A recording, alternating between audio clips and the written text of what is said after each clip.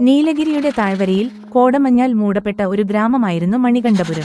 പുറം ലോകവുമായി വലിയ ബന്ധമില്ലാതെ സ്വന്തമായൊരു ലോകത്ത് ജീവിച്ചിരുന്ന കുറച്ചു മനുഷ്യർ. അവരിൽ ഒരാളായിരുന്നു അശ്വിൻ, ഒരു യുവ ചിത്രകാരൻ. നഗരത്തിലെ തിരക്കുകളിൽ നിന്ന് മാറി സമാധാനപരമായൊരിടത്ത് ജീവിക്കാൻ വേണ്ടിയാണ് അശ്വിൻ മണികണ്ഠപുരത്തെത്തിയത്. എന്നാൽ ആ ഗ്രാമത്തിന് ഒരു മറഞ്ഞിരിക്കുന്ന ഇരുണ്ട ഭൂതകാലമുണ്ടെന്ന് അവൻ നിന്നിരുന്നില്ല. അശ്വിൻ താമസിച്ചിരുന്നത് ഗ്രാമത്തിന്റെ അതിരിലുള്ള ഒരു പഴയ തറവാട്ടിലായിരുന്നു. ആ വീട്ടിലെ ചുമരുകളിൽ ഒരുപാട് പഴയ ചിത്രങ്ങൾ തൂക്കിയിട്ടിരുന്നു. എല്ലാം മനോഹരമായ പ്രകൃതി ദൃശ്യങ്ങളായിരുന്നു. ഒരു ദിവസം ചിത്രങ്ങൾക്കിടയിൽ ഒരു പഴയ ചിത്രം അവന്റെ ശ്രദ്ധയിൽപ്പെട്ടു. അതൊരു സ്ത്രീയുടെ ചിത്രമായിരുന്നു. അതിമനോഹരിയായിരുന്നു അവൾ, പക്ഷേ അവളുടെ കണ്ണുകളിൽ ഒരുതരം ശൂന്യതയുണ്ടായിരുന്നു. ആ ചിത്രം അവനെ വല്ലാതെ ആകർഷിച്ചു.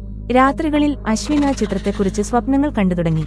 ആ സ്ത്രീ അവനോട് സംസാരിക്കുന്നതായും തന്നെ രക്ഷിക്കാൻ അപേക്ഷിക്കുന്നതായും അവൻ സ്വപ്നം കണ്ടു. ഉണരുമ്പോൾ അവന്റെ മനസ്സിൽ ഒരുതരം ഭയം നിറഞ്ഞു. ഗ്രാമവാസികളോട് ചോദിച്ചപ്പോൾ അവർ ആ ചിത്രത്തെക്കുറിച്ച് സംസാരിക്കാൻ മടിച്ചു. ചിലർ ഭയത്തോടെ പറഞ്ഞു, അതൊരു ശാപമാണ്, ആ ചിത്രത്തെക്കുറിച്ച് സംസാരിക്കരുത്.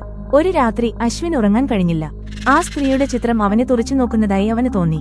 അവൻ ചിത്രത്തിനടുത്തേക്ക് ചെന്നു. പെട്ടെന്ന് ചിത്രത്തിലെ സ്ത്രീയുടെ കണ്ണുകൾ ചുവന്നു തൊടുത്തു. അവളുടെ മുഖത്ത് ഒരു ഭീകരമായ ചിരി വിരിഞ്ഞു.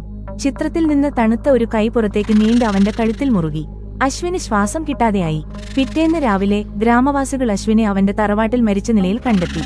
അവന്റെ കഴുത്തിൽ ഒരു കൈയുടെ പാടുണ്ടായിരുന്നു. അവന്റെ മുഖത്ത് അതിഭീകരമായ ഭയം തളം കെട്ടി നിന്നിരുന്നു.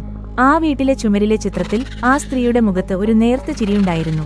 ഗ്രാമവാസികൾ ആ ചിത്രത്തെ തീയിട്ട് നകർത്തി. ആ വീട് എന്നേക്കുമായി ഉപേക്ഷിച്ചു.